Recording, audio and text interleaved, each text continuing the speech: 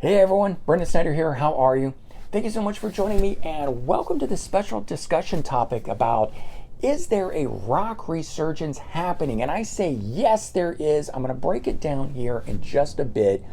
And this video here is really a companion video or a sort of sequel to the video I just filmed with Pete Pardo on Sea of Tranquility. It was a rant video called Why There Is Great New Music Out Today.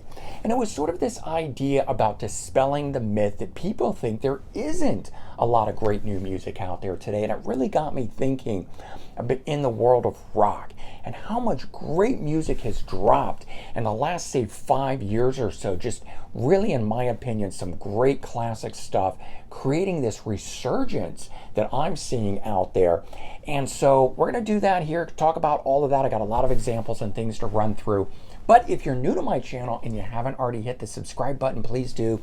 Leave a comment, hit like, all that great stuff. Turn on notifications so that you can be notified of cool videos just like this, where we're talking about whether or not there is a rock resurgence going on. And so some bands have given up, we know. We have, as fans have requested and nothing has happened with bands like Aerosmith and Kiss and Poison, and I'm sure there's tons of other ones out there that will come to mind for you guys. And why these bands think that there's no reason to record new material, I mean, they do have a good case in point where they say, nobody really wants to hear it. If we play new material live, people go to the bar, go to the bathroom, they leave. And that is true. I do see a lot of that, and that is really unfortunate. But I'm also here to say that there is, in fact, a lot of cool, classic sounding, great new music that is coming out from these bands. And you shouldn't be leaving and going to the bathroom or the bar when a live show is going on and that's happening, new music is being played, because it is totally worth hearing. But beyond that, I just want to talk about all the great music that has been dropping. And so there's a lot of bands that are returning to recording, despite the Aerosmiths, Kiss, Poisons, bands like that. There's tons of them. Case in point, an album that just dropped this past Friday, October 6th, the brand new Trevor Raven album, Rio. This album here is phenomenal, and it's been 34 years since he made an album with vocals. There was one instrumental album in there, but otherwise, he's been off doing scores for movies, which are very cool, by the way. Armageddon was one of those, but he always put the guitars into the classical sounding scores, which I thought was very cool, so I have followed him doing that. And not that long ago, he re-teamed up with John Anderson and Rick Wakeman, both of Yes, where he was a member of Yes back in the 80s, and they went out and played shows. So beyond just the fact that he has restarted that side of the rock music for himself, both live with a version of Yes, but now making this album here. If you're a fan of prog music, especially the Yes era of Owner of a Lonely Heart from 1983, while he was part of the band, you're going to want to check this out. It's some really killer stuff. The week before, the 29th of September, Paul Rodgers dropped a brand new album, original material, first one in 24 years. A lot of this, all I'm talking about is the original music, because again, a number of years ago, he put out one doing soul music or gospel music, R&B, that sort of stuff. But it wasn't original. He's finally back to writing and recording original music. Beyond that, we've got Jethro Tull, who took a 23-year hiatus, gave us 2 albums back to back. They did the Zealot Gene in 2022. And a year later, actually at the time of release, I don't even think it was a year, I think it was like 10 months, we got Rock Flute. So 2 fantastic albums from one of classic rock's biggest artists out there. And this just isn't throwaway stuff. I have to say, this rivals some of the best Jethro Tull material, maybe better than any of the stuff from the 80s and 90s, and I do like that era a lot. But this is some great stuff. The Paul Rodgers stuff, fantastic classic blues sounding like his 1983 solo album, but I would put this on par with the Bad Company material that he has done. So again, this isn't like rock artists coming back and just doing throwaway material or kind of being a shell of them former selves. I'm talking about great rock music that moves me the same way that the classic stuff does. And I know that's big, heady stuff to say, but I really believe in it. And I think for those of you that haven't given it a chance and haven't really sat down to listen to the newer rock music dropping by these classic bands in the last 5+ years or so, you're doing a disservice to yourself because you're missing out on some cool music. Now, this one I don't have in my hands because it doesn't come out till October 20th, but the Rolling Stones' Hackney Diamonds, their first album of new original material in 18 years.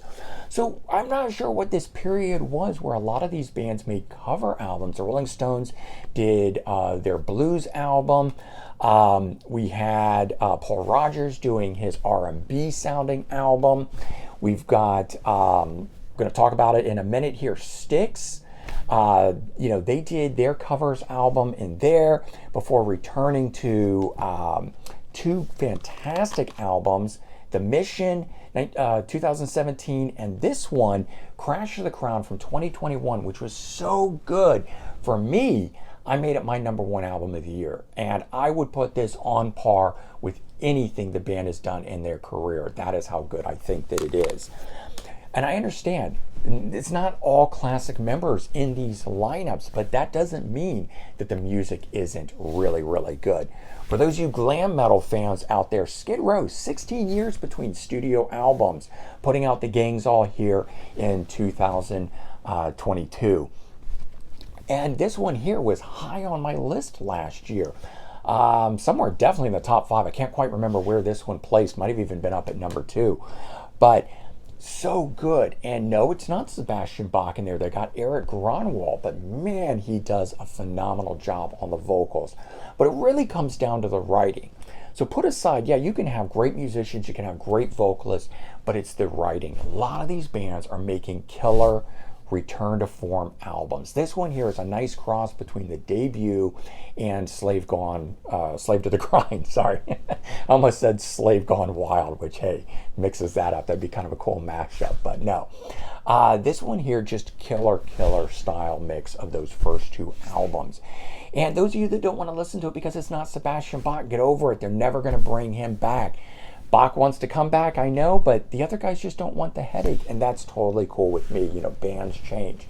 Those of you guys that are sports fanatics and watch your favorite teams, those guys change team members. They age out. They're no longer able to do it. They get injuries. They have to step aside. You still follow the team. You still watch sports.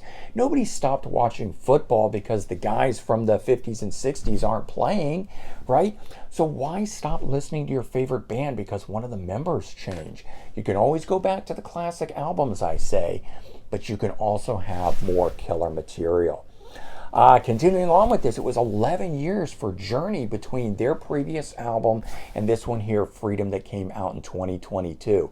I got a lot of complaints about the recording, meaning the sound of this. It doesn't sound as crisp and polished with the amount of punch that other recordings have. But the writing on it is all there. And I have to say, it's not that it's that bad. It's just you will notice it if you are looking for this to sound like their other recordings. I'm not sure what happened. It was all recorded separate, and maybe that had a lot to do with it in the end of the day. But it's still a killer album. Journey returning after 11 long years without any new material. Why not? Okay, we're continuing on. Winger was away for 9 years, now releasing 7, one of the best albums of their career. This thing is all killer, no filler, from start to finish, just phenomenal. You know I'm a big Yes fan, that's why I'm wearing my Yes shirt on here. And I know these two albums got a lot of knock, but 7 long years we had to wait. And then, back to back, we get The Quest in 2021, and we get this new album here, Mirror to the Sky, this year, 2023. So a lot of these bands, you saw with Jethro Tull, with Yes, with the Styx, once they started recording again, they've stayed on it. It doesn't look like these bands are going to let up. So it's not these one-off albums where, okay, fine, they gathered up material for 10 or 15 years and fine, we'll put out an album. These bands have dropped an album, and a couple of years later, they put out another one. Where back through the 90s and the 2000s, it seems like there were 5, 6, 7, 8. There was a decade of time where we didn't get anything from Yes, and now all of a sudden we've gotten 2 albums in 2 years' time. Deep Purple is another one that has had a major resurgence. They took off nearly a decade in there in the 2000s, and then returned with Now What in 2013, followed by Infinite 2017, and Whoosh in 2020. These 3 albums are some of the best material that this band has made in their career. I've gone on record, I've already done countdowns, top 10, newer albums that are, equal to the classics. I can't quite remember the title that I had on it. But I did that, and Deep Purple's Now What was one of those albums. I really think that album is one of the highlights of the Deep Purple career. And I understand it doesn't have Ritchie Blackmore on it. At that time, we had Steve Morse. Steve Morse is a phenomenal guitar player in his own right. He doesn't sound like Ritchie Blackmore. No, he doesn't sound like Tommy Bolin. But man, the guy made some phenomenal recordings with that group. Unfortunately, he's out. We got a new guy, Simon, in there and waiting on a new album. So this band is past 50 years. They've already dropped some of the most amazing albums of their career recently. Whoosh was actually going to be their last album. They did a farewell tour for 50th anniversary, and they've decided, hey, you know what? Let's not retire. Let's not stop on this. Let's go in with our new guitar player, make a brand new album. I think that shows that rock is having some kind of resurgence, whether just amongst the musicians feeling it, or is it all the fans that are coming out? Case in point, we got Guns N' Roses, who is notorious for not putting out new material, drops this new EP, Hard School, with 4 tracks on it, 2 studio songs, 2 live songs. They've also already dropped another new song called Perhaps. They just did that about a month ago, and on October 27th, we're going to get the 4th new song from Guns N' Roses called The General. I'm hoping they're gathering this stuff up for some kind of an album or proper EP, who knows what. But Guns N' Roses is even making new songs and recordings. And if they're doing it, there's got to be some kind of resurgence out there going on in the rock world. We've got bands that are returning that haven't been doing this in forever. I mean, talking decades out there. Heaven's Edge, a killer glam metal band from the late 80s, early 90s, did make a second album in 1998. So it has been 25 years since they put anything out. They've reformed. It's a reunion, minus one guy that passed away. But 25 years on, they dropped this album in 2023 called Get It Right. And, this sounds like killer stuff from back in the day. Doesn't matter that these guys have aged. They are writing classic albums. So yeah, there was a lot of these bands that in the 90s and early 2000s tried to modernize themselves. Motley Crue did it horribly with Generation Swine. Scorpions did it with one of their albums, and it was just bringing in samples and backbeats and stuff. And some of these other bands went with a sort of the pop punk sound instead of the rock sound. And I didn't like that stuff. But the bands are now returning to form, being themselves, and to me, that's what's constituting this resurgence in rock. Another one, Hurricane, just dropped this brand new album, 2023, called Reconnected. 33 years since the lineup of this band has made an album, because they did have a studio album in 2001 with the singer and drummer, but those guys are not part of this lineup. Sorry, back of the album.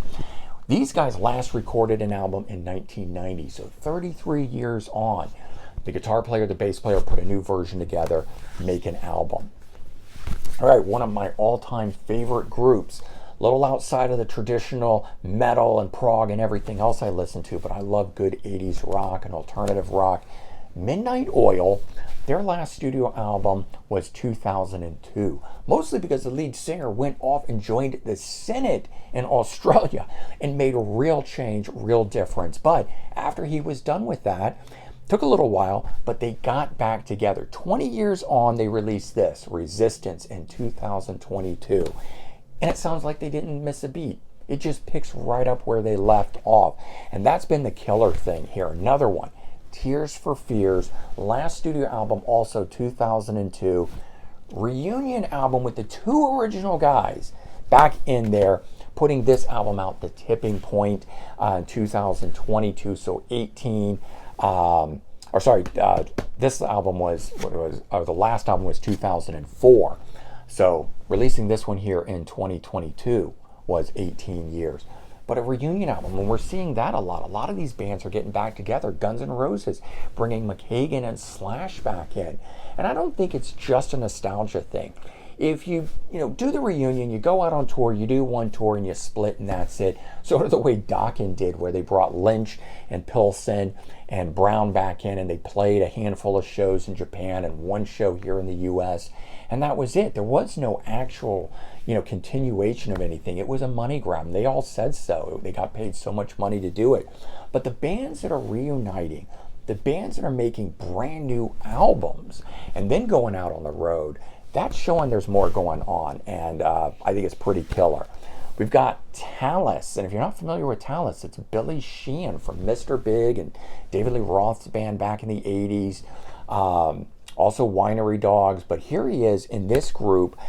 Their last studio album was 1982, and then this one, called 1985, didn't come out in 85, but it's called 1985, was dropped in 2022, so 40 years on, the band makes a return. Unfortunately, the lead singer passed away just after completing it. So it was a reunion of their last lineup, for which I don't think that lineup had actually recorded a studio album. I think they did a live album like in '84. But new studio album with these guys, and then unfortunately the singer passed away. So probably nothing more will happen with that group. I don't know if Billy Sheehan will revive it and bring in a new singer or not, but still killer that we managed to get that album. All right, so that's new bands returning and stuff. What about new bands? We got some new bands that are more like side projects and offshoot groups and stuff like that still have our classic guys, and I want to talk a bit about that. And then I am going to talk about some actual new bands, but one of them being Black Swan. They've made 2 albums together already. It's really hard for new bands to get any traction. But these are bands putting out multiple albums and doing it. And Black Swan has Jeff Pilsen of Dokken. We've got, I'm totally drawing a blank for a minute, Reb Beach from Winger. And we've got singers Robin McCauley from Macaulay Schenker Group. So what a killer lineup. If this band had come out back in the 80s, they'd have been huge. They would have been as big as Macaulay Schenker or Winger or Dokken. Any of those groups. These bands are writing classic material. I'm going to argue, and I haven't heard the new Dokken yet, I think this stuff is going to blow Dokken away. But that's just my take. It rivals the Winger material. It is that good. So you got them. You got Black Swan. You got another group, the Defiance. If you don't know who this group is the remaining members of Danger Danger before the reunion with their original singer Ted Pulley. But you've got 2 key guys there, and the singer Paul Lane, who took over for Ted Pulley, who decided to continue on under another name, the Defiance, and they've made 3 albums. Then you get Sweet and Lynch, Michael Sweet from Stryper, George Lynch from Dokken, Lynch Mob, pairing up together, and they've made 3 albums together. And Lynch is notorious for just jumping around doing a bunch of different things, but for these guys to stick with these new bands, there's got to be traction. They must be having fans come out and see them live. They must be moving some kind of units in terms of album sales to want to continue to do it. Otherwise, they would move on. They would try other things to make money. So I'm in a firm belief here that there is a rock resurgence going on. And that's why I want to talk to you about some newer bands. And yes, we already know about Greta Van Fleet, Blackstone Cherry, a lot of these other killer groups, Crowbar and stuff like that have made names for themselves. Buck Cherry, who came around in I think 1999, and I know they've now been around for 20 plus years. I still consider them a newer band. But we've got those torchbearers out there doing it. Dirty Honey, I can just keep going on. There's tons of them. But I want to talk about some of these other bands, ones that are new to me, that I've discovered. And if that means that my mind has opened up to these newer rock bands because they're sounding like killer rock that I grew up with, again, I'm thinking that that's where we are seeing the rock resurgence, because there was a long time that I would listen to these groups and it didn't move me. And I thought, well, why do I want to listen to that? I'm just going to go back and listen to my classics. But I'm actually hearing stuff now that it's not mimicking that. It's actually making its own mark, but it is doing it in that classic way. So they stand on their own two legs, but so cool what they're doing that it makes me want to buy them. And now I'm fans of these bands. So Nestor, dropping this album in 2022. I ran into somebody at Sound Exchange who watches my channel and said, you gotta check this band out. And I kind of thought, yeah, whatever, right? But he showed me a YouTube video while we were standing in the store, and in about 10 seconds of hearing it, I knew that I wanted to go home and check these guys out. And I did, and within a couple listens, I was hooked. I went and bought it. Highly recommend this stuff. Sounds like great stuff out of the 80s. What's kind of funny is this band is actually from 1989, but never did anything back in the day. And they only just reunited and recorded a debut album, and it is phenomenal. Imagine if they had actually put something out back in 1989.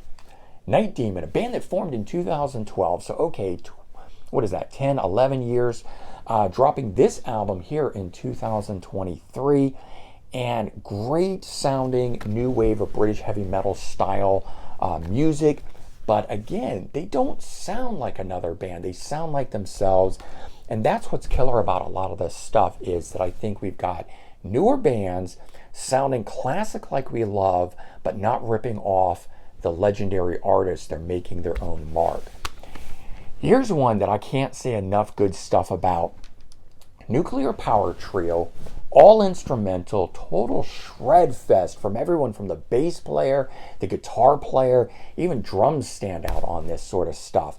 And they're a bit of tongue-in-cheek because they wear masks, so we don't really know who they are. They look like these dictators and former presidents and people like that.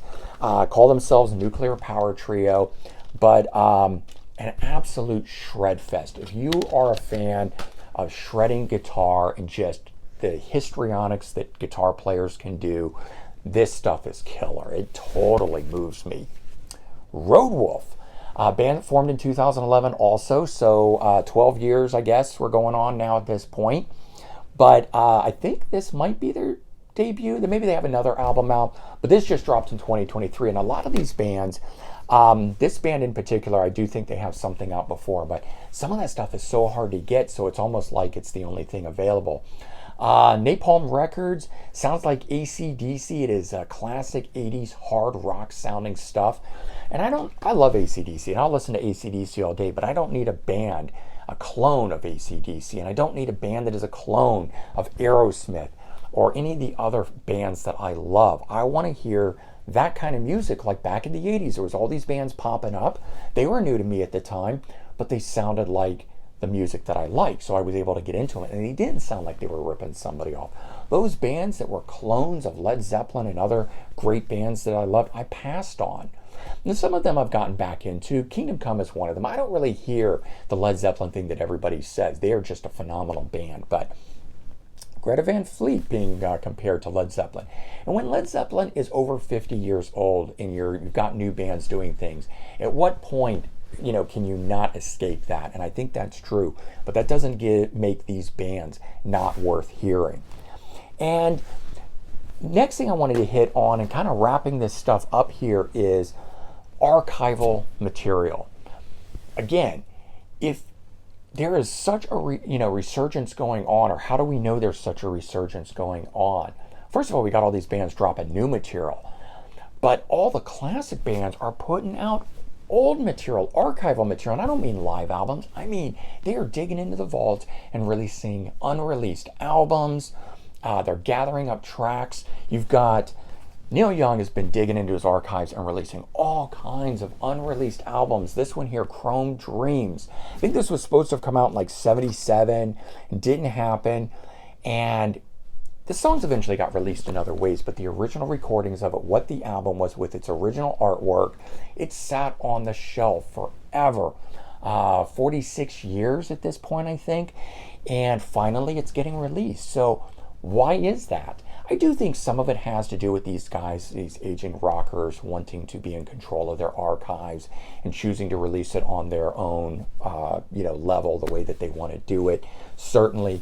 But I also think it's because people are devouring this stuff. There is a market for rock music, for new music, not just greatest hits packages, not just classic live albums, but actual new material. The Rolling Stones, not only are they doing a brand new album after 18 years, Hackney Diamonds, due out on October 20th. I can't wait for that. But they've been reissuing their catalog albums, doing these double disc albums. And so this album here, they dug into the vaults, they pulled out, I don't know if it was 10 tracks or how many, polished them off. Some of them didn't have vocals, some of them missing guitar solos, some of them just needing reworking. And the band completed the songs, added it as a second disc. In my opinion, that's a brand new album. But why are they going back in and doing this? Because there's a market for it. And whether or not we see it, everyone out there, or whether the charts are recognizing this because albums just don't sell the way that they used to, but there is some kind of market and way that, reason for this stuff. And I hope that the industry really take notes of it and really starts pushing it. And all this pop and hip hop and R&B and stuff that's out there, I mean, it's great. They've had their day, but I think rock is starting to really push outside of the basement, outside of the underground where it's lived. It never died. It just went underground, right? Another artist that's putting out killer stuff from their archives, Bruce Springsteen, went in and did a double album called Promise of recordings, studio recordings that didn't make the album, and he's put them out as part of this box set. So popular, in fact, he released the album standalone. Tom Petty's done it. So many great artists are doing that sort of thing, and I think that in and of itself warrants all those naysayers who think there's no new material out there, there's no new great classic stuff, it doesn't sound like it did from the 70s or the 80s. You're going to have to give it a longer listen. You're going to have to sit down longer than 15 seconds when you stream something or you put it on YouTube. Really sit with an album. And if you don't want to go buy it, fine. But sit and listen to that stream all the way through. There's a lot of albums that, I'm going to try and dig it up here fast. Where is it? There we go. When I first listened to this album, and if you watch the Pete Pardo Sea of Tranquility show that I said that this is a companion to, you've already heard me say it, but I'm going to say it again. I listened to this album by Styx, Crash of the Crown, and the first time through I was just really unimpressed. I wanted it to sound like The Mission. And it sounded like the band had crammed in 2, 3, 4 songs into one song that might only be 2 to 3 minutes, so it's very short, and it immediately moved on to something else. And I was sort of like, wait, that part was good. What's this other thing? That makes no sense to me. Why wasn't there a return? I was just left confounded. And I thought, you know what? I gotta listen to it again. Maybe it'll make sense to me. The second time I listened to it, I liked it a lot more. So much so that by the end of the second time, I was like, hey, I want to hear it again. Normally I move on after one listen and I listen to another album. Doesn't mean I'm not coming back to it, but I just mean I listen to the album and I go, okay, great, I'm going to put on something else now. And I listened to this 3 times straight through. And hopefully not all albums take that, but it became my #1 album that year. And if I hadn't given it the listen, the proper sit down, and that's where physical media comes into play. Man, hold these albums in your hands, see the artwork, open these things up. No band photos in this one, but if, inside the booklet, look at the guys, then go on YouTube, check out an interview with them, man. Immerse yourself in it the way that MTV used to do it, that radio did it back in the day. We heard the song every hour on the hour. We heard, saw the music videos, we saw interviews with these guys on MTV. MTV News talked about it. You were just bombarded. Magazines promoted this stuff. And we don't have that today. So you're going to have to create the world you want to live in. And that, I think, is really sitting down and immersing yourself in the music, giving it the proper due. You're going to have to search stuff out. So how can you search this stuff out? First of all, go into music news websites. I hit up Brave Words, Bloody Knuckles. I do a bunch of other ones. I can't even think of them offhand, but there's some really great ones that are out there. Classic rock, I think, is one of them. The Brave Words, Bloody Knuckles. I've got a few other. Sleaze Rock does it. There's a bunch of killer ones out there, but there's also YouTube channels like my own, and I do album release schedule where I talk about new releases for the month ahead. Every Saturday I drop a video about the new releases that came out the previous Friday, called What Just Dropped. Check those out. You're going to see the big stuff, but you're also going to see the obscure stuff that runs under the radar. Every week I do new music finds where I talk about all the stuff that I purchased, and there's little mini reviews and stuff, and then kind of along the way I do reviews of albums. Rolling Stone's going to get its own review. It's that big. Whether I like it or not, I'm going to do a review on it. So there's a lot of ways on YouTube, and of course I'm not the only channel out there. Sea of Tranquility, Pete Pardo. You got the Prog Corner with Scott. I did a video with him. This one that is the companion video that I did on Sea of Tranquility. I got to meet him.